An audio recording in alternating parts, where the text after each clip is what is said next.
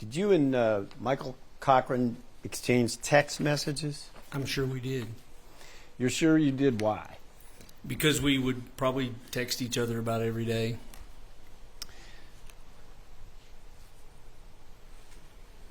Ugh.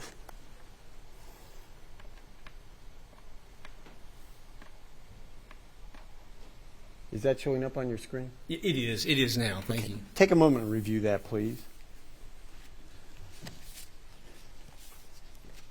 Okay. How do you know that that's a text from Michael's phone to your phone? Well, I recall the conversation, but it also says Michael at the top, and it has the picture that was assigned to his number. By your that phone? Makes sense. Yeah, by my phone. It was, and I recall the conversation. We are so close, buddy. What does that mean? He was very excited that he was finally going to get the money that he'd been waiting on from the federal government, and a lot of things had happened in between for the previous 2 months, maybe even 3 months. They had what had been told was they were going through an audit, and then at that point in time, objection. I'm going to object to what the federal government was going to do. That calls for hearsay. That's fine. We just stop right there.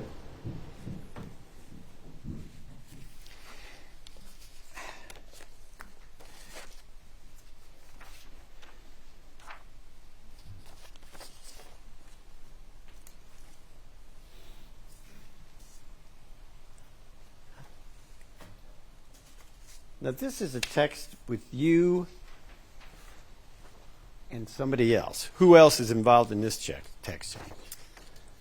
it says Natalie Cochran on the text that I'm reading. But there's someone else on there as well. It looks like it says 2 people, and unfortunately I can't see the top of that. Would a good guess be Jennifer? It probably would be. Okay. There's a reference in here. If you could explain that to us.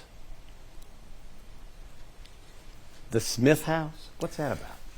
Yes, they. Your Honor, I was.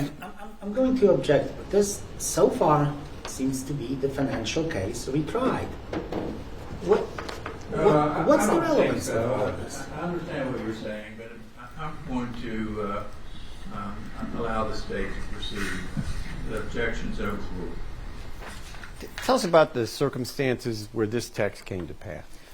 So what had happened the year before in 2018, I don't know the exact dates of when they purchased or were attempting to purchase homes at Flat Top Lake, but Mike and Natalie were, because I was not a part of that transaction until the gist of what happened in the text, but they were purchasing homes at Flat Top Lake from the Smiths. I'm not sure both homes were from the Smiths. My understanding, they bought a home for themselves and a home for Natalie's parents. And they were purchasing homes at Flat Top Lake because of the issues with their company with not receiving their funds from the government. The government was shut down. There was an audit that was ongoing, is what I believed and was told. But because they weren't getting any money, what was happening? To any testimony based on hearsay, Your Honor. All right. Well, he said that's what he believed, and I think that's good enough. And perhaps we can stray from what he was told, but he indicated what he believed, and I'm going to allow that. The objection's overruled. For our purposes today, what was your involvement in the Smith house? They were going to let the houses go back. It's not necessarily a repossession, but ultimately because the contract wasn't fulfilled and they weren't buying the homes, these pieces of real estate, they were going to let the Smiths take the homes back. And the idea was, what will it take for them just to take the homes back, because she didn't want the houses anymore. And you helped with that?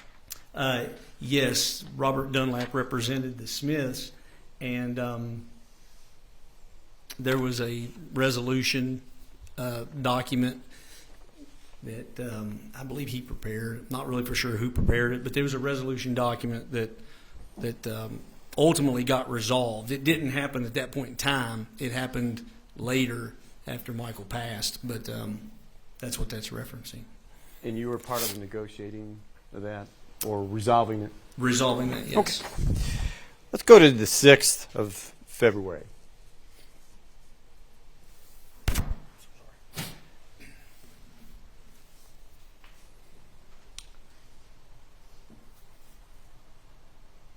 Was that the first you were aware that there was a problem with Michael? There were some other text messages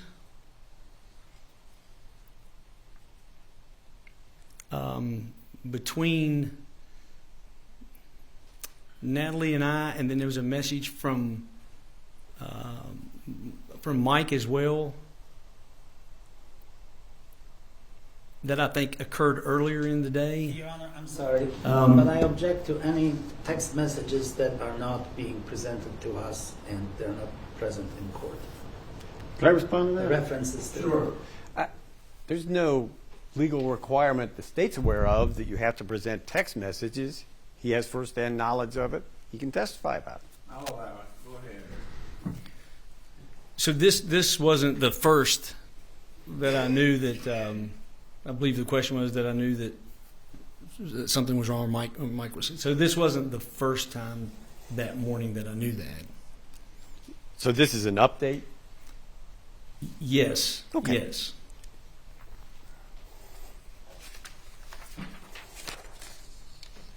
Now, by 1:03, you were asked a question. Take a look at that. Yes. Had you noticed any odd behavior from him? I had not. And actually, that's in my response. He hasn't been around. My question was, has he been around anything? Because the earlier messages that she had noted, that Natalie had noted, is that he was sick like last time because he had been. He was sick in November. He was exposed, or my understanding was he was exposed to black mold while working on a rental home, and so that prompts the question. Has he been around anything mold? And then into the supplements. Did Michael express to you that he was sick because of mold exposure? Or did that come from another source?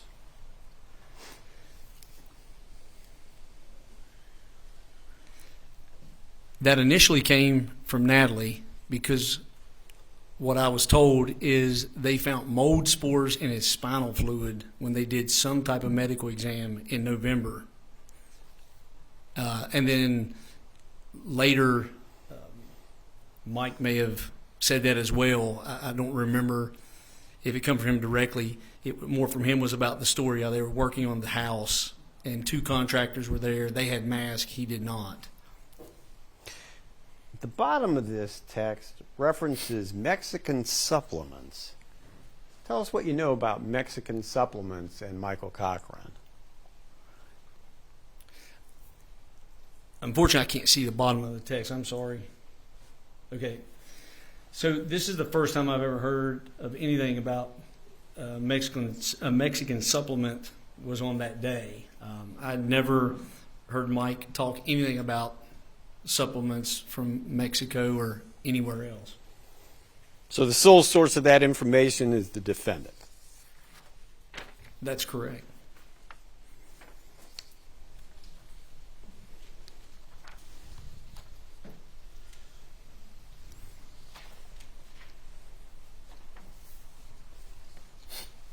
Excuse me.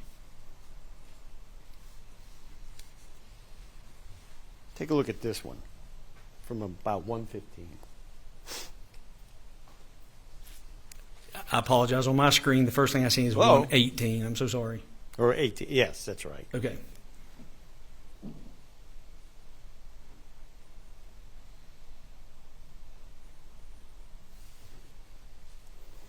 And we'll just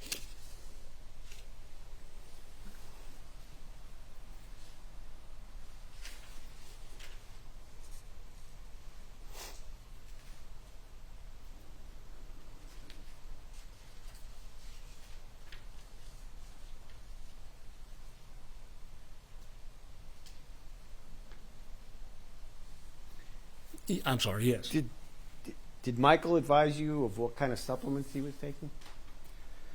No, Mike.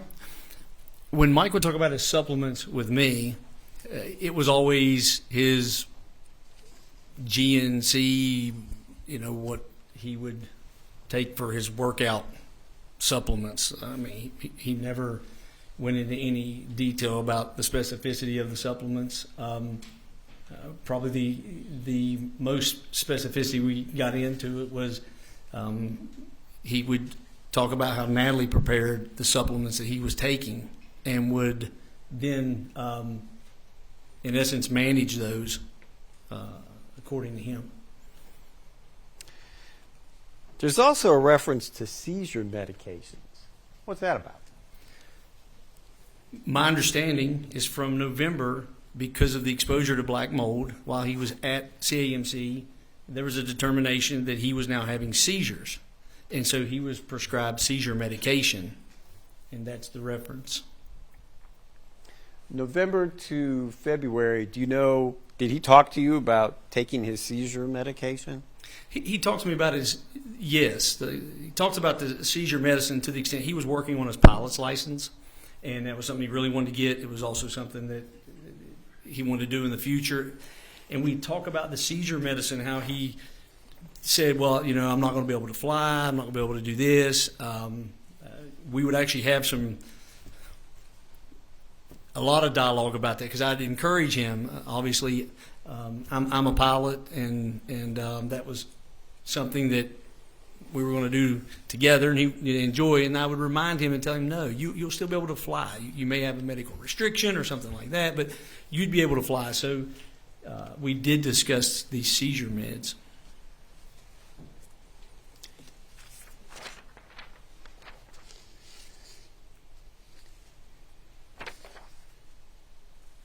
The last message I want you to review is this.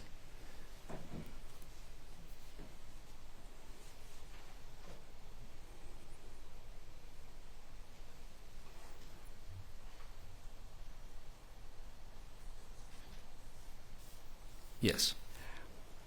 There's a couple things that came to your attention in this, one of which is the defendant reported to you that about his condition at the time. That's correct. And then she informs you that he wet himself. Prosecutor is leading. That's fine. All right, perhaps you could read. That, Your Honor, we're good with that.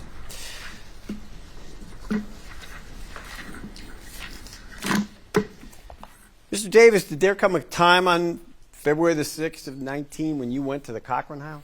Yes. How did that come to pass? I was at my son's basketball game at Beckley Stratton and got a text from Natalie saying, asking me could I come by the house after the game. Through that dialogue, I'm not for sure if I asked the question first or it was volunteer first, but there was another family friend that was at the home at that time, Thomas Treadway, and she indicated Thomas thinks he's getting worse. Could you come by? Because we had been, my wife and I, we'd been texting through the day, like checking on how's he doing, what's going on. We're told vitals are good, people are here, he's fine, all these different things. And then I got that text, I don't remember the exact time, but I'm going to say probably around 6:30-ish or something like that, and asked me to come to the house after the game. What did you do in response to that request? Well, I said I could come immediately, and I ultimately went to the home.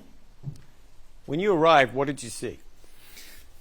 So when I pulled in the driveway, there were multiple cars in there. Walk into the home, go into the house. It's fairly quiet. My impressions from that is because Mike's laying on the couch, sleeping, but he's laying there and he's snoring. And so when I get there, of course, Natalie's there. Thomas Treadway's there, her sister Penny Carrico Lowry's there. Penny's husband is there as well. It seems like to me that maybe someone else. I thought that maybe their daughter Nikki was there. I just can't remember. But we're in the living room, they have a big, large living room. We walk in and they're just, you know, people are standing there, and he's on the couch.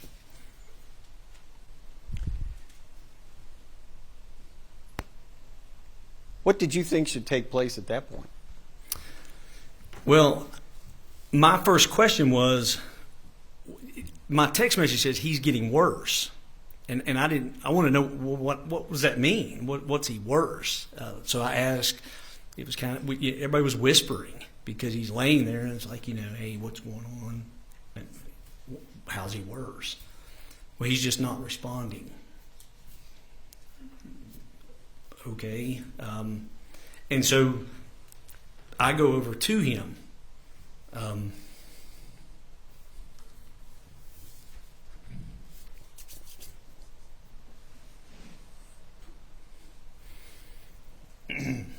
Take a moment. You're okay. Difficult now because I know the outcome. When you went to him, what did you do? So I go over to him and I'm like, "Hey, man, you need to wake up." Kind of shove him, wiggle him a little bit. We were told that Natalie had told us, because that's who it specifically came from, that he had fallen and hit his head earlier. So I'm actually looking for, like, do I see anything? And we've been told about this seizure that he supposedly had, and I don't know what happens when you have a seizure, the outcome, or, you know. So I'm just looking. So I'm trying to kind of nudge him, wake him up, shake him. Hey man, you need to get up. You need to get up. Hey buddy, you got to talk to me. And he's just laying there, and it's you know, he's non-responsive. He's just laying there. So at that point in time, I was just kind of looking at his face. I was worried about his head, and I asked, does he have a knot on his head? Is there anything on his head? Because he's laying on his back, so he's laying on his head, you know. So I asked, is there a knot? Is there anything back there on his head? And I believe the responses were no. I'm looking like in his nose and like his ear to see if I maybe see blood or anything. Mike didn't like anybody to touch his face, and not that I'd have any time to touch his face, but I knew he didn't like people touching his face. And my understanding was that when he was younger, there was a fire and whatever the case. But so I tell him, and I'm like, hey man, I'm going to touch your head. If don't hit me, you know, because his arm. I'm like, don't hit me, and it was almost like not. I think we may have, you know, almost like kind of smiled and laughed, like, hey, you know, because it's Mike. I'm like, hey buddy, don't hit me. I'm going to touch your head. And so I reached down and I looked in his eyes. I'm not really for sure what I was even looking for. To be honest, I was really looking for like maybe trauma, blood, or something. And his eyes, you know, they were fine. They weren't rolled back or anything like that. But anyway, and so after that, Thomas is standing there too, and Thomas does a sternum rub on him, where he took his knuckle, rubbed his sternum, and I just remember saying, man, hey buddy, I'm gonna take you to the hospital. I'm gonna take you to the hospital. So you gotta help me here. Are you okay? What's going on? Are y'all, you know? And so no response. At that point in time, I went down to his feet. My father had a massive stroke years ago, and I just remember the doctors told us then. About statements by doctors, about fathers, I object to that. I'm going to overrule the objection. You can continue, Mr. Day. Thank you, Your Honor. So ultimately, I go to his feet and like rub the bottom of his feet, because my understanding, if you were to do that, how the feet respond, the toes respond, can indicate something, you know, a brain injury or a head or something like that. And I remember that because of what my dad went through. So I did that on both of his feet, And it was clear that something was wrong. And I was like, he's got to go to the hospital, and he's got to go now. Did you enforce that command?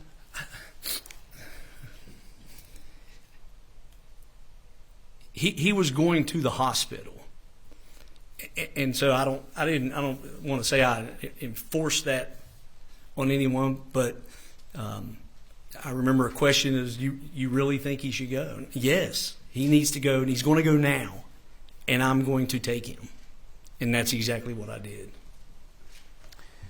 Had you ever taken him to the hospital before? I had.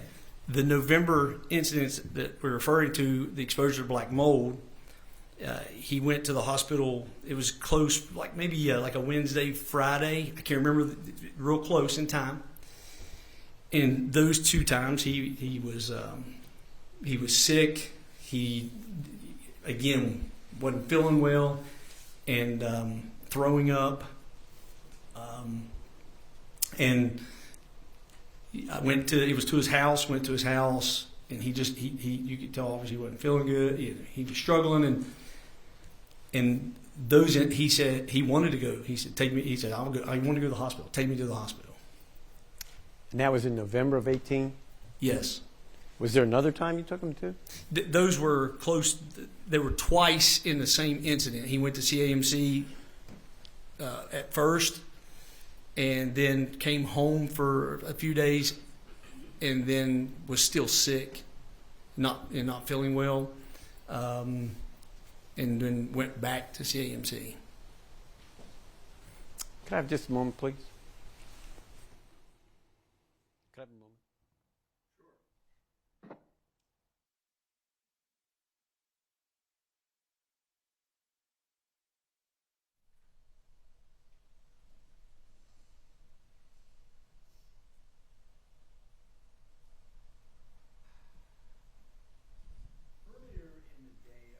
February the 6th of 2019. Had you been at the Cochran house? Yes. On my way to work, my wife had me drop off a flu care package is what I thought it was, because we were told that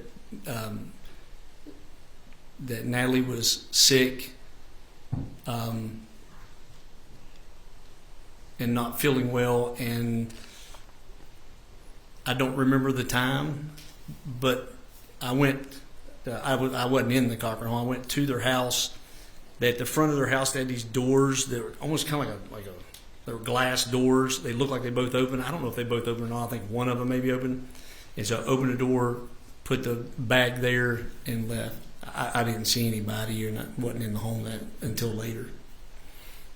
So the first time you were at the Cochran house, you stayed outside. The second time was when you went inside, and that ended up with a trip to the hospital. That's correct. Did you look in the bag that you dropped off? I did not. Where'd you get the bag? My wife. That's all the questions the state has. Thank you. Cross-examination, Mr. Bixby.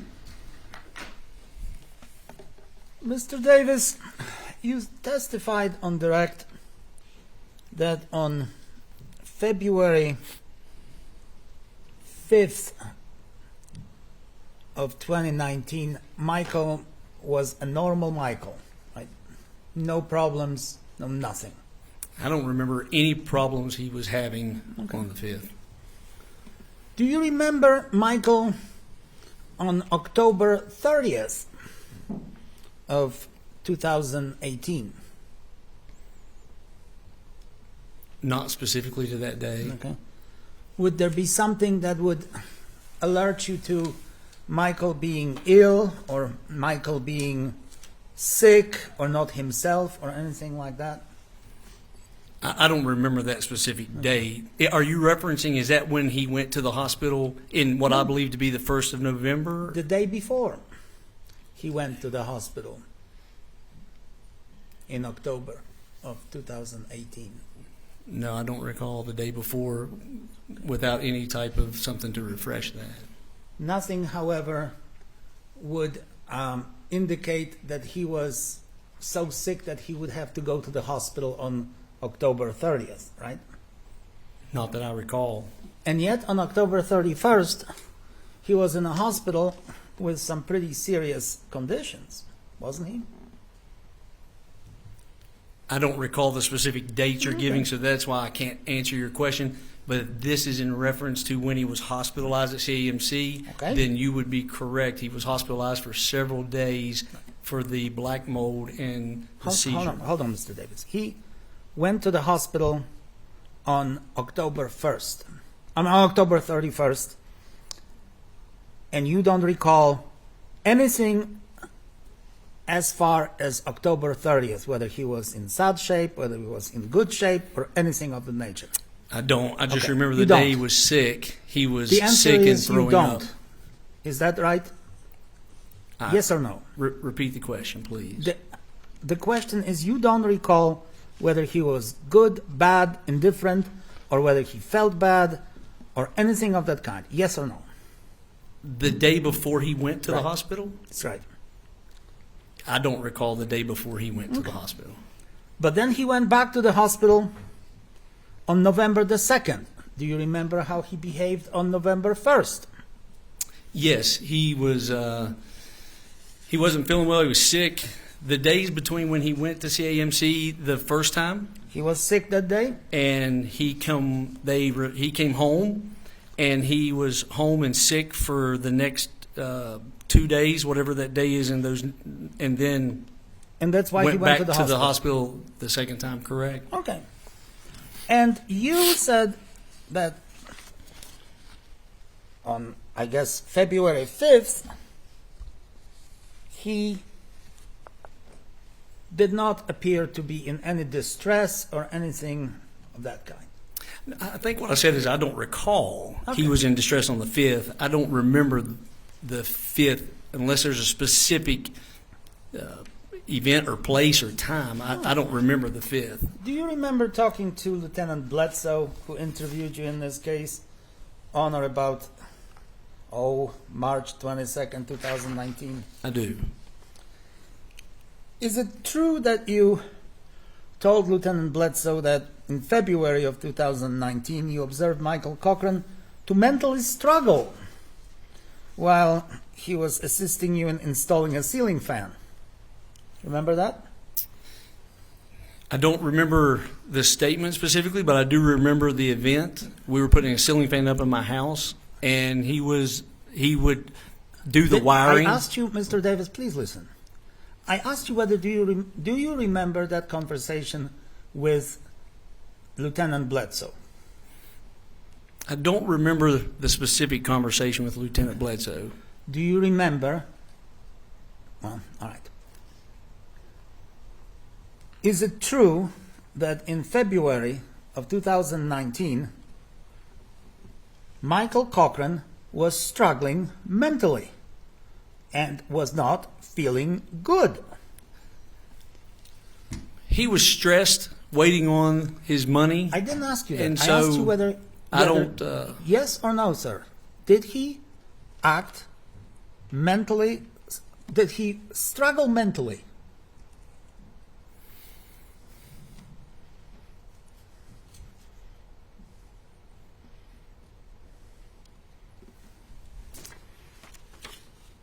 Tell me yes or no. I believe that, again, he was definitely struggling because of his stress. I didn't and ask what you was why, going on. sir. So I do believe he was Your struggling Honor, mentally. Your Honor, I'm sorry. Please instruct the witness to answer my question. I think he did answer it towards the last. So let's move on. Did he appear sick to you? No, he didn't appear sick. Okay. You observed him as having outbursts of stress and anger that wasn't like him. True? That's what you Yeah. told the officer, isn't it? I don't recall what I told the officer and what you're reading from, but if I told the officer that, that would probably be true. And because, again, he was very stressed. Okay. Did you have any knowledge of Michael Cochran taking any type of supplements or any type of steroids or anabolics to further his bodybuilding physique? Mike took supplements. He did not, to my knowledge, take steroids or anabolics Okay. for that purpose. Okay. It was generally workout supplements is what he referred to. He took supplements. And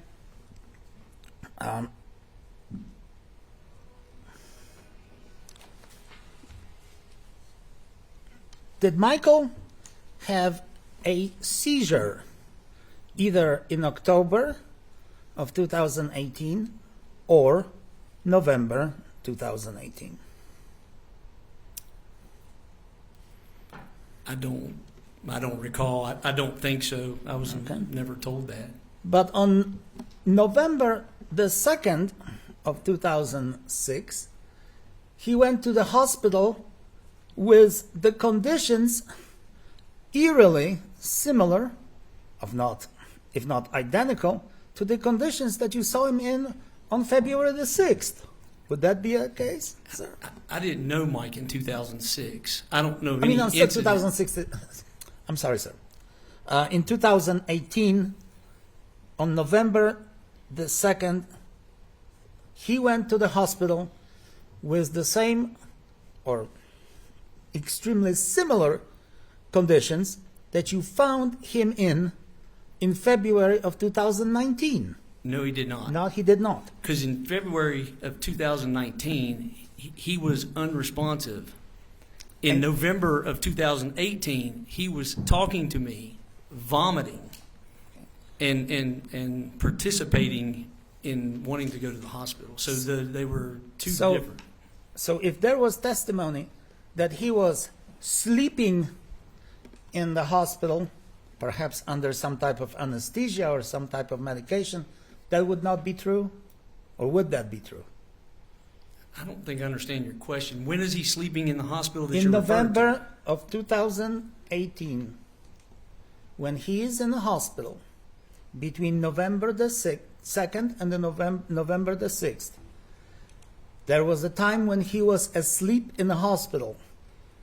Do you remember that time? You were there with him, I presume. I'm sure he was asleep when he was in the hospital. I don't remember any particular time that you're referencing. When he went to the hospital, they treated him, and was he in the hospital and treated at some time and sleeping in the hospital? I think that's probably true. Now, was he sleeping in some form of induced coma, or was he in some type of under some type of medication? Do you know? I have no idea. Okay. I know that he goes to the hospital, they admit him, and they're treating him, and he is in the hospital. And then they tell you, because you told the police officer, that Michael, well, let's start with that. Michael is combative, right? Michael doesn't want to be in a hospital. Yeah, he doesn't want to be in the hospital. What, are we referencing November? Did he want to be in a hospital in November of 2018? He asked me to take him to the hospital. While he was in the hospital, did he want to leave the hospital? Yes. Did he claim that he would never go back to a hospital to you? Over the 10 years I knew him, he probably claimed several times he didn't want to go back to the hospital. Now, you learned that Michael may have had a mass on his brain, didn't you? That's correct. That's what we were told while we were waiting in the hospital in November. Okay. And then the diagnosis was somewhat changed to the swelling of the brain, correct? That's probably correct. I don't remember that specifically. We didn't have interaction with the doctors. We're being told these things. So I just don't remember that specifically. But you learned that Michael had a whole series of extremely serious medical conditions as he was discharged from the hospital. No, my understanding is that he had seizures. He was exposed to black mold, and through that they determined he has seizures, and he was placed on medicine. That's Did the you only learn- medical conditions that we were ever told. All right, let me ask you this. You learned that he had encephalopathy, right? Brain swelling. Did you or did you not? I don't recall that diagnosis, You don't but recall. I would Okay, defer to do those you- medical do you- records. If you don't and if they recall, say it, then I believe Mr. it Davis, exists. Your Honor, Mr. Davis, I asked you a simple question. Do you recall being told that Michael had encephalopathy? Do you or don't you? I was never told his diagnosis. Okay. No, any diagnosis? Other than he had seizures and was exposed to Okay. black mold. Okay. Were you told that he had seizure-like activities? Were you or not? I was told he had seizures. Okay. I wasn't told in your Yes word. or no, he had- sir? I'm answering your question. You Yes said that or no? he has seizure-like Yes or no, Mr. activities. Davis? And I Your never Honor, was told he had please seizure-like instruct the activities. witness to answer my question. Mr. Victor, pose the question, please. Did you learn that he had seizure-like activity prior to going to the hospital, Mr. Davis? Yes or no? Going to the hospital in November? Yes. No. No. All right. Did you learn that he had conditions such as urinary retention, chronic sinusitis, confusion, brain swelling? Did you learn about these conditions? No. No. Okay. So if you told Lieutenant Bledsoe otherwise, that would not be true, right? Again, I would defer to the medical records. If those medical records said that, and at some point in time I recalled that through the medical record and repeated that, then it would be accurate. I'm saying today I don't recall hearing those specific diagnoses. Did you know that Mr. Cochran was prescribed medication for encephalopathy by Dr. Ward? Did you know that or not? Is that seizure medicine? Did you know? Well, did you know that he was prescribed the medication for brain swelling by Dr. Ward? Did you or not? I don't know if I know. He was prescribed seizure medicine. I don't know if that's what that is, Mr. Vicker. If it is, then yes, I knew it. If it's not seizure medicine, then no, I did not know. Okay. Did you know whether he religiously took that medication as prescribed by the doctor? Did you? Or did you not? We were told by Natalie that he stopped taking No, the I'm medicine. not asking you about Natalie. Did you know from Mr. Cochran or from anybody else but Natalie that he was taking that medication as ordered by the doctor? Yes, he indicated to me he was taking his seizure medication in December. Okay. How about January? He never specifically told me he was taking it or he was not taking it, and that our conversations were more about flying as it related to the seizure medicine. Prior to February the 6th, you were advised that Natalie Cochran had a flu and she was sick. Yes or no? On February, yes, prior to February 6th, she was sick All right. with flu-like symptoms. Flu-like symptoms. And you were also advised that Mr. Cochran was sick that day. Yes or no? On February 6th? Right. Yes. Okay. As you sit here today, you do not know what caused Mr. Cochran's condition on February the 6th. You have no personal knowledge of that. I have no personal knowledge. Now, did you know that he was taking a whole slew of medications, other such as, for example, Keppra? Do you know what Keppra is? I have no clue. And I knew no medicine that he was taking other than when he would reference seizure medicine. Outside of that, I didn't know of any other medicine he was Okay. taking. Did you know that he was diagnosed with an acute respiratory failure, sir, when he was in the hospital? I think we were told by Natalie he had that. How about convulsive status epilepticus, epilepsy, perhaps? Did you know that? I don't recall ever hearing that from anyone. So if those were the diagnoses from the hospital